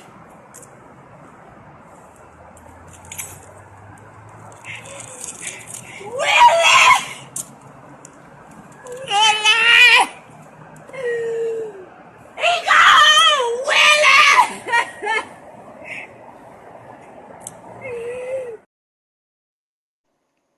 Mr. Ford. Uh, So of course, this has been like a rumor about him leaving, right, and you could tell the way that that coach was all up on him after the game versus UAB that they were definitely interested in him, right? right. Oh yeah. Um, I mean, strike while the iron's hot, right, Mr. Oh Ford? yeah. Oh yeah. I enjoyed him this year. Especially especially since for the majority of his HBCU career, Yeah. Mhm. he's never had a chance to like get the spark because and I don't really know what it was because the offensive line coach at Texas that was at Texas Southern is at Jackson State now. Yeah. Yeah. Oh yeah. So I'm not understanding because that uh same offensive line coach at Texas Southern is now at Jackson State and it's paying dividends, right? Yeah. Um, Mhm. but I don't know if it was maybe personnel or what was it that he wasn't able to translate his talent to that amount at Texas Southern that he was when he got to Alabama State. But this was like it was almost like his Jordan year, right? Yeah. Um so he says, Godspeed. Do not conform to the pattern of this world, but be transformed by the renewing of your mind. Then you will be able to test and approve what God's will is, his good, pleasing, and perfect will. Romans 12:2. First and foremost, I give all glory to God for allowing me to play the sport I love, for shaping and preparing me, for continually opening doors, and for giving me opportunities to glorify his name through my platforms. To Hornets Nation, everyone from the president to the custodial staff, thank you. I'm deeply grateful to every individual who played a role in my journey at Alabama State. You helped me grow and truly understand what it means to be a Hornet. Everyone who has supported and followed my journey, thank you for love, encouragement, and belief in me. Have never gone unnoticed and means more than I can express. So he's basically saying he's deeply grateful to Coach Eddie Robinson for believing in him and giving him an opportunity to attend his alma mater. Oh yeah. It's an experience that shaped him both on and off the field, and it helped prepare him for life beyond the game. He wants to thank Coach Barnett for his guidance, discipline, and unwavering push for excellence, which played a significant role in his growth as both a player and a man. And he said he's entering into the transfer portal to pursue what God has prepared for the next chapter of my career. So I wasn't even under the impression that Andrew Body was able to even play anymore. Well, listen. Before we go any further with Andrew Body, that's a guy Howard needs to look at. That Barnett guy needs to be considered for the head coaching job up there at Howard University. Dang, y'all already took you already took Coach Eddie Robinson's QB1. Now you trying to take the offensive coordinator? Yeah, he should be looked at for Howard University needs to look at him. He's good. That guy got what, 3 Celebration Bowl wins? What he got? Yeah. Yeah, that's what I thought. And a But 10, Andrew 10 Body, wins, listen, 10 I wins at enjoyed him this year. Man, I enjoyed me some Andrew Body. That boy so did it. uh and he got here in 2021. Hmm. Um he had a stellar year in 2021. He had 139 completions. Well, actually, for 236 attempts, he had 2,007 yards, average 8.5 yards per throw. 11 touchdowns, 4 interceptions. His longest was 68. 2022, 1,800 yards, 13 touchdowns and 6 interceptions. His longest was 65. I want to say he was injured 2003 and 2004. He was injured. Okay. 2005. This year he had 113 completions for 160 attempts, 70.6 completion percentage, 1,770 yards, average 11 yards, 20 touchdowns, 1 interception, and his longest throw was 69. Like the um like it was night and day, right? Hmm. 70% completion percentage, 20 Oh yeah. touchdowns. Like um everybody in terms of FBS was looking at him. So there's a couple of things. One of them is is it risky for him to go into the portal to go play elsewhere and not have that opportunity to be in the HBCU Legacy Bowl, or like what is the risk that he's taking by leaving? He's probably going to get an NIL deal. Yeah. But the thing with a lot of these kids now, they leaving these HBCUs with the NIL deal and they go on Power 4. Guess what happened? They never play. Remember Jim Hunt? I looked his stuff up. He didn't really play for Illinois. And there's been some other kids, they leave, they do well at the HBCUs, then they follow behind the NIL, but they don't get off the bench. They don't play. I guess they supposed to be the depth, but they don't play. I don't know. I just felt like in terms of your trajectory for, and this is the thing, do you plan on playing in the NFL, or are you trying to go after a bag? Like, there's some players who know that they're going to maximize their earnings now while they're handing out NIL deals, versus you just have to think like, okay, Chris Barnett had that offense set up specifically for Andrew Body, and he was flourishing in it, whereas other offensive coordinators, they just weren't able to get him there. But with this, I mean, he was humming. Yes, he was. Now, didn't he got some award last week or 2 weeks ago? Was it HBCU Player of the Year? He's Player of the Year, Offensive Player of the Player Year. of the Year, yeah, he's something else. And that's with not even. Oh, I hate to see him go. That's not Man, even I with enjoyed him. He missed like what, 5 games? Yeah, after the Prairie View game, right? Yeah, he's probably on a trajectory of damn near 30 to 40 touchdowns. You know what I'm saying? Yeah. So it just depends. You'll just have to see how it goes. They do have I mean, I'm not gonna complain.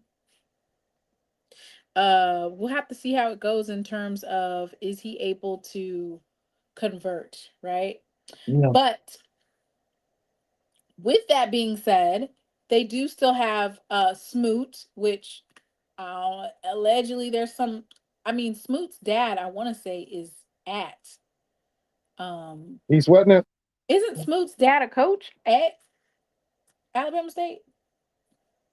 I think I heard something. I'll do some research. I want to say Smoot's dad, Deshaun Smoot's dad, is an actual coach there. So we don't know. I mean, I'll say this year in particular was probably the offensively one of the best years for Alabama State that they've had in a long time. Right. Especially being able to have your starting quarterback go down and then Deshaun Smoot come in and play at such a high level. Right. In 2005, Smoot had 73 completions for 106 attempts. His completion percentage was 68.9%. He threw for 1,175 yards, averages 11.1 yards. He had 10 touchdowns, 1 interception, and his longest throw was 87. Right. And this is his first year of really having any type of stats. Now, his last 5 games were pretty. I'm not 5. 4 games were pretty easy. So he had a game versus Prairie View where he was able to hold on to that win.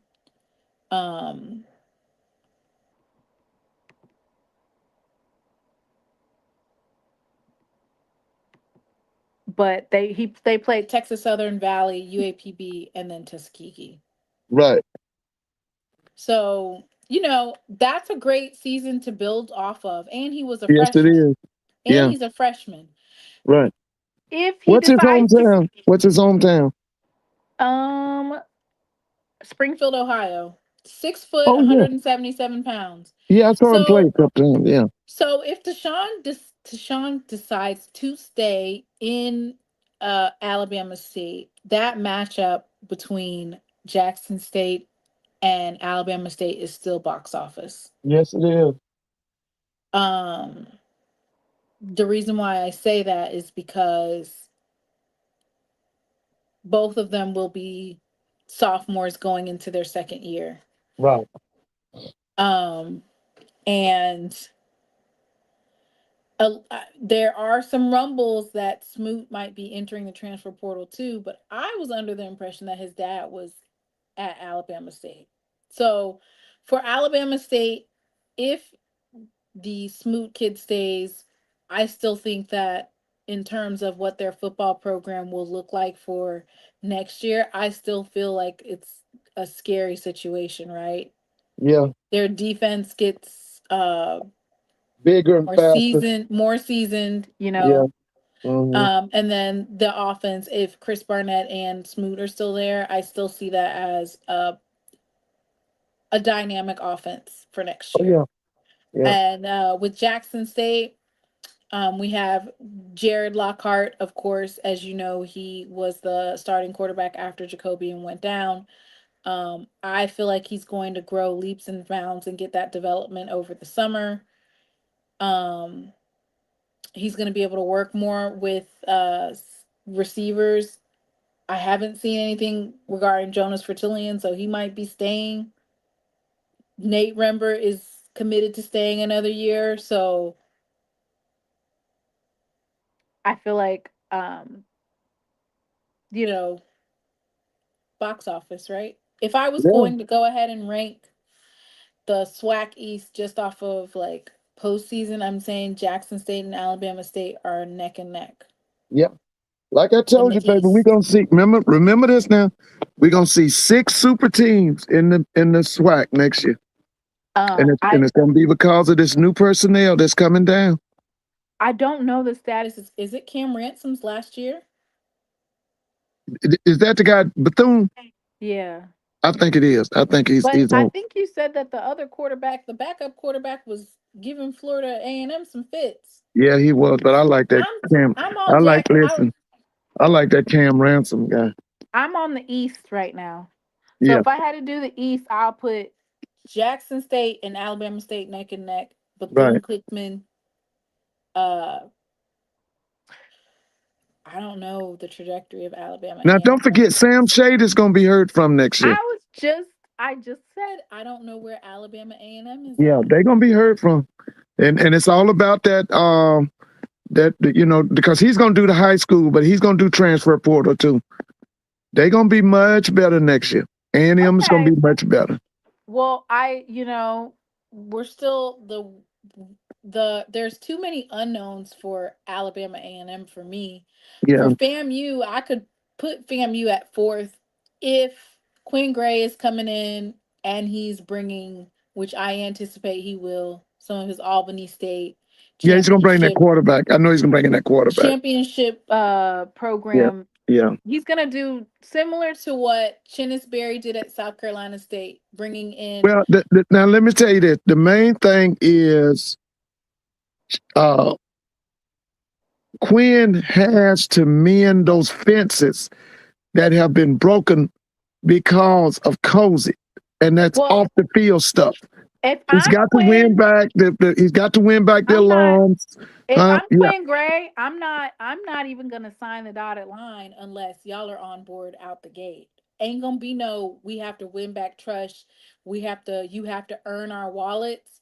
If yeah, I'm gonna leave my championship program where I have a stable AD, a stable president, two offices, and I was competing for a championship every year and going to the playoffs.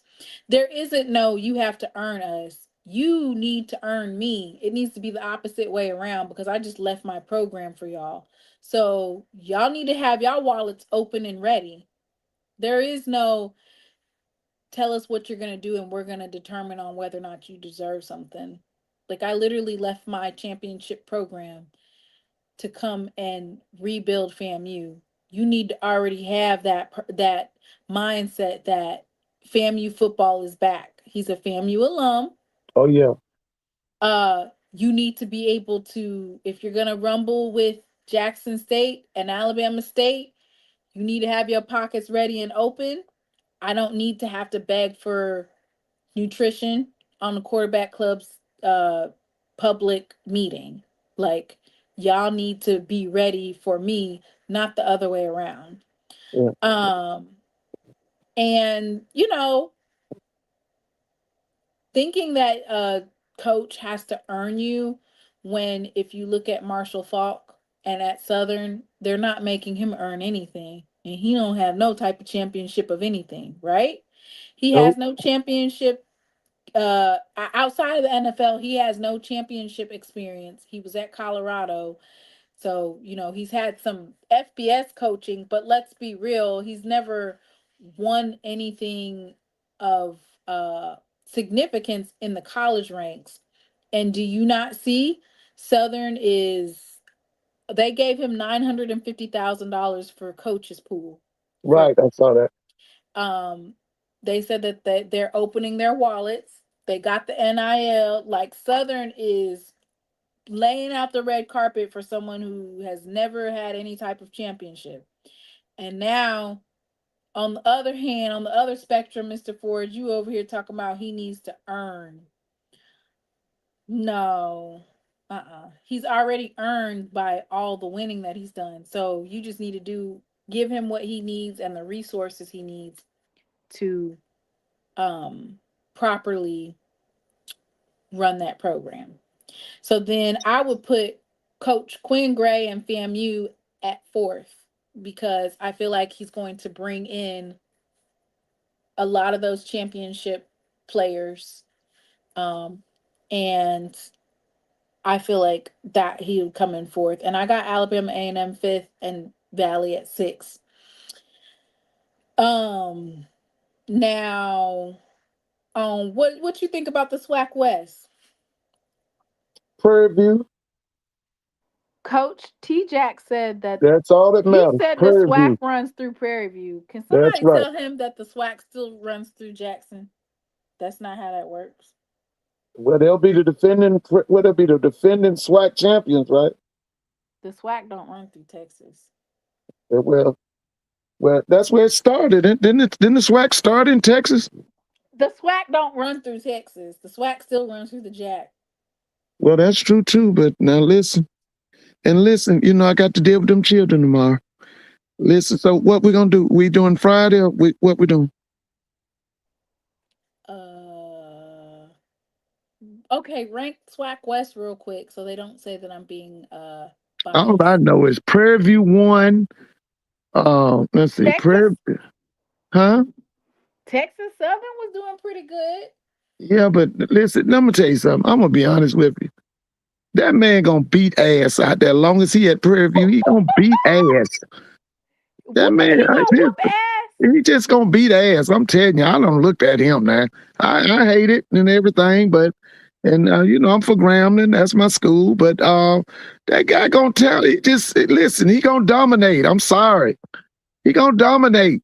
He gonna be a perennial like you said. Long as he at Prairie View, if he leave, then we got to look at it again. But long as that T Jack is out there at Prairie View, he gonna be kicking ass and calling names. Mr. Ford. Yeah. No. Yes, he is. That dude gonna be perennial.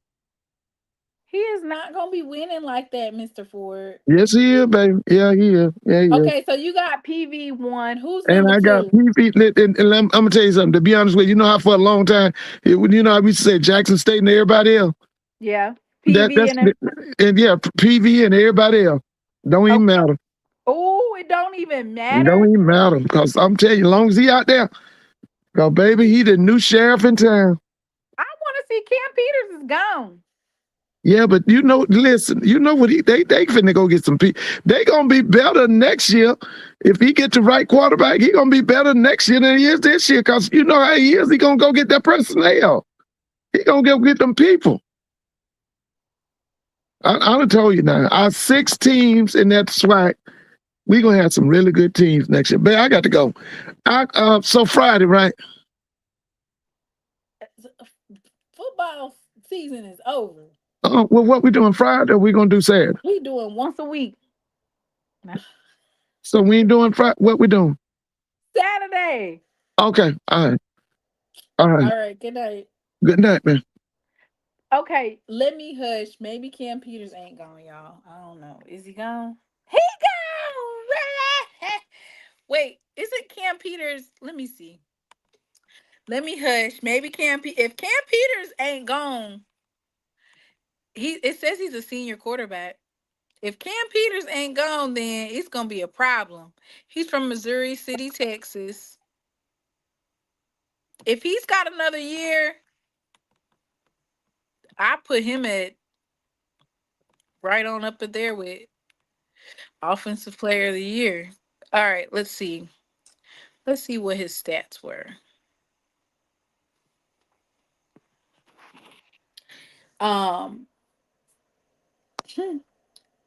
It's crazy how y'all, and when I say y'all, I mean like whoever was responsible for. Let's see. Cam Peters had 2,798 yards, 23 touchdowns, 5 rushing touchdowns. I mean, he really kind of had a run for Offensive Player of the Year, but that's another story.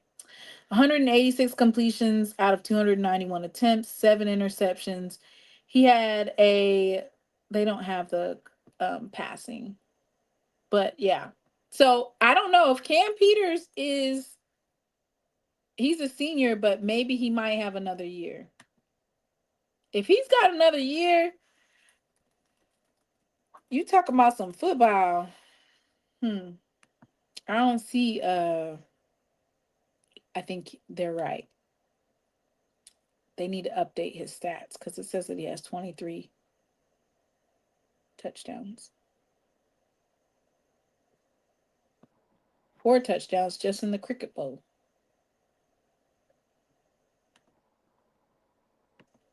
End zone, that's Ethan John, the top. Oh no. Don't play that. They gonna strike my stuff, Lord. Okay.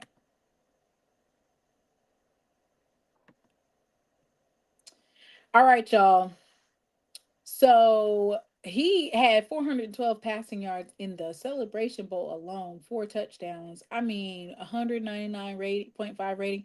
He did everything in his power to win. No interceptions.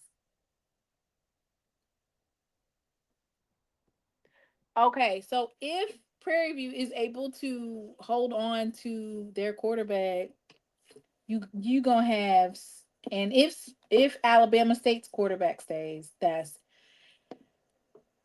Jackson State had Jared Lockhart at the helm. Alabama State will have Deshaun Smoot. Prairie View will have Cameron Peters. And then I want to say Bethune-Cookman has a pretty good quarterback. I'm not sure if the word is out on whether or not Quad Brown will be returning to Alabama A&M. It's going to be some good football. Y'all, it's going to be some good football. These talented quarterbacks. We haven't had this much like talented quarterbacks for a minute where you have some really good offensive schemes for multiple teams. All right, y'all. Did we go over everything? Let me move this out the way. Let me see. Yep, we pretty much did. We will definitely be recruiting more quarterbacks as well. I'm excited about Dunn. Yes, we have talent. We need to keep Jared in a bubble. No more quarterback injuries, please, dear God. Yes. So he is a senior, a senior, but he might stay for grad.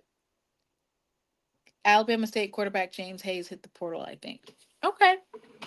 Listen, the fact that Alabama State had 2 really good quarterbacks this year speaks volumes to that change, because Alabama State was struggling offensively because of injuries the year before that. And then the year before that, offense just wasn't their thing. So, in terms of recruiting, they needed to get a new offensive coordinator. So, things are looking up for them. All right, y'all. Are all hearts and minds clear? I will come back. I think I'll come back on Saturday. I'm not sure about Thursday. Unless there's like something announced in between Tuesday and Thursday, there's no reason to come back on Thursday. What are we going to talk about? We talked about everything already. So I will see you guys back here for SWAC Saturday, unless some breaking news comes out. There is a meeting on for Jackson State alums. Just FYI, there is some type of like meeting happening with IHL regarding the president, and that happens on Thursday. So I might be live for that. Unless what they do is, which is what they typically do, they go into special session. So I'll keep you guys abreast to that. But on Thursday there is an IHL meeting. And this particular IHL meeting is, let me read it to you. Let me see. Let me see if I can pull it up. Let's see.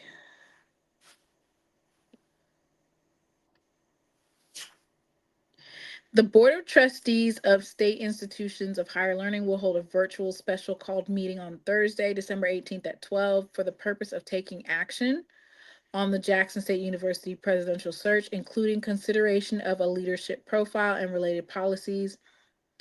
An executive session may be held in accordance with the Open Meetings Act. So basically, they're letting us know that they are going to have a session, but it's literally going to be executive session, which means that if I even went live for the meeting, we'd probably be sitting there staring at a screen, because all of those particular conversations are held like behind closed doors, and you don't even know what happens.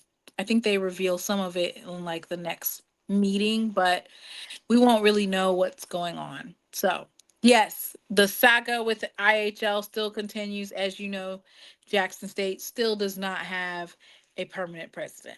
So, maybe Thursday around 1 o'clock, I might go live to cover that. Maybe. Anything else? Anything else? Thank you guys so much for tuning in. If you would please, after the conclusion of this video, come back later and hit the hype button, because I was on hiatus for so long. I'm kind of like out of the algorithm, so I'm trying to get back in the algorithm. And algorithm, HBCU algorithm. It's got me in a funky algorithm right now. And so if you would please come back to this and hit the hype button. And Frank Wilson, who is that? The LSU coach? Who is Frank Wilson?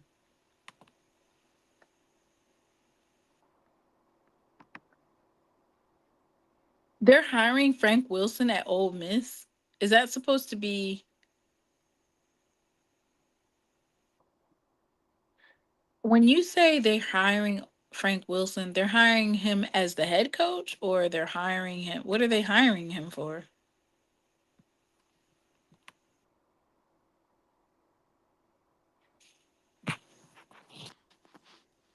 He's the head coach of Ole Miss. They hired another black coach?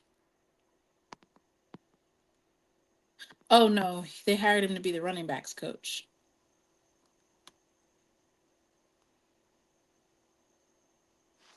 Why is that a good hire? Oh, they're not. Okay. Is he? So what did they do? Just flip coaches? What did they do? Flip coaches? Like Old Miss takes LSU's coaches, LSU takes Old Miss coaches? What's going on here? You guys are flipping? Oh, it says Wilson was instrumental in LSU's 2026 recruiting class, which is one of the best in the country. He was the primary recruiter for 5-star defensive linemen Lamar Brown and Richard Anderson. He helped land 11 5-star recruits as coach and numerous 4-star prospects. Yeah, he might have done that in Baton Rouge, Louisiana. But let's just keep it a buck. Folks are not going to Ole Miss like that. Okay, let me stop talking about their football because I don't really care. But yeah, folks are not running to go to Ole Miss. It's impressive that he was able to do that, but I hope that they don't expect him to mimic that because it's Ole Miss.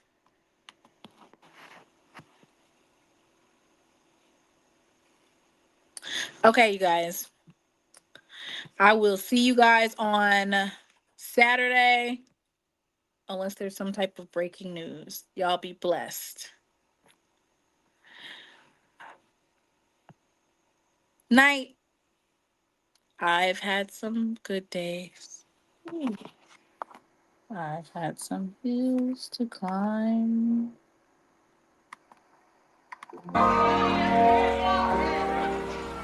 I've had some good days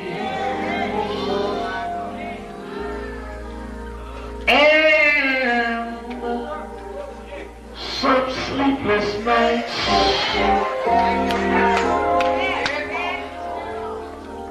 But when I look around, and I think things over, all of my good days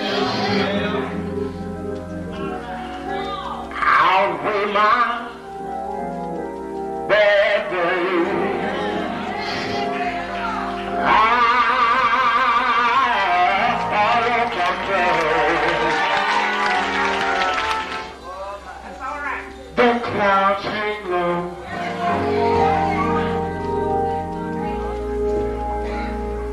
I can hardly see the road. I ask the question, Lord. Lord, why so much pain? But He knows what's best for me.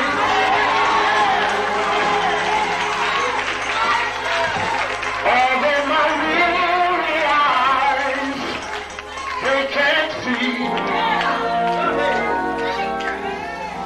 So I'll just say, thank you, Lord.